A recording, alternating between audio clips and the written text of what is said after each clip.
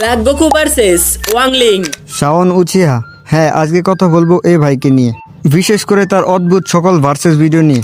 এবং হ্যাঁ, আগেও বলছি এখনও বলতেছি, বিশেষ করে এই ক্যারেক্টার ভার্সেস নিয়ে। কারণ এই ক্যারেক্টার ভার্সেস নিয়ে এনিমি কমিউনিটিতে টক্সিসিটি বাড়ে। যেমন এক সময় এই এমনই ভিডিও করতো, ঠিক আছে, যদিও সে এখন ভালো হয়ে গেছে। এবং হ্যাঁ, এনিমি ক্যারেক্টার ভার্সেস ভিডিও খারাপ কিছু না, সেটা আমিও মানি। কিন্তু সেটা একই পাওয়ার লেভেল, সিমিলার পটেনশিয়াল বা একই ইউনিভার্সের দুইটা ক্যারেক্টারের মধ্যে যদি হয়, তাহলে সে ভার্সেস ভিডিও দেখতেও ভালো লাগে এবং নিজের মধ্যে একটা কিউরিওসিটি কাজ করে যে কে বেশি শক্তিশালী।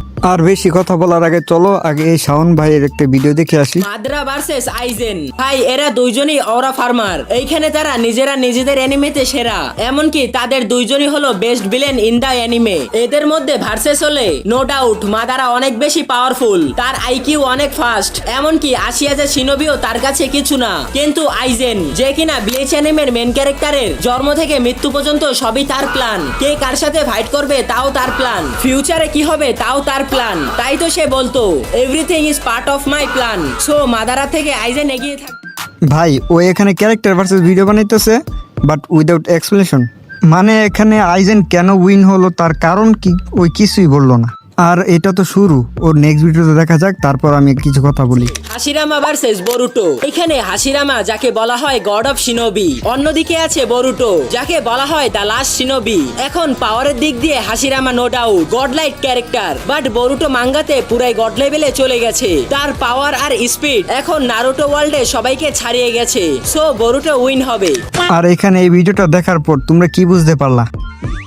কিন্তু আমি অনেক কিছুই বুঝতে পারছি। এই ভিডিওটার বিষয়ে কথা বলার আগে আমি আগে কিছু কথা বলি। দেখো ভাই, বরুটো এনিমিটা আমি এখনো দেখি নাই, কিন্তু বরুটো যে more powerful than any Naruto character সেটা আমিও জানি ভাই।